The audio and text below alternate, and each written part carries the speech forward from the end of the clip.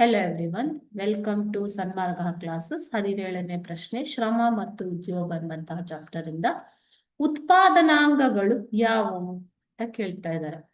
ಉತ್ಪಾದಕ ಅಂಗಗಳು. ಉತ್ಪಾದನಾಂಗಗಳು ಅಂತಂದ್ರೆ ಉತ್ಪಾದನೆಗೆ ಸಹಾಯ ಮಾಡುವ ಎಲ್ಲ ರೀತಿಯ ಅಂಗಗಳನ್ನ ಉತ್ಪಾದನಾಂಗಗಳು ಅಂತ ಕರೀತಾರೆ.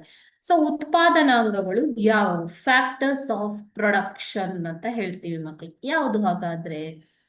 ಉತ್ಪಾದನಾಂಗಗಳು ಯಾವುದು ಅಂದ್ರೆ ಭೂಮಿ, ಲ್ಯಾಂಡ್, ಶ್ರಮ, ಲೇಬರ್, ಬಂಡವಾಳ, ಕ್ಯಾಪಿಟಲ್ ಮತ್ತು ಸಂಘಟನೆ. ಓಕೆ, ಸೊ ಇದೇ ಉತ್ಪಾದನಾಂಗ. ಓಕೆನಾ? ಸೊ ಅದರಲ್ಲಿ ಶ್ರಮವು ಕೂಡ ಒಂದು ಪ್ರಮುಖ ಉತ್ಪಾದನಾ ಅಂಗ ಮಕ್ಕಳೇ. ಓಕೆ, ಸೊ ಹಾಗಾದ್ರೆ ಯಾವ್ಯಾವುದು?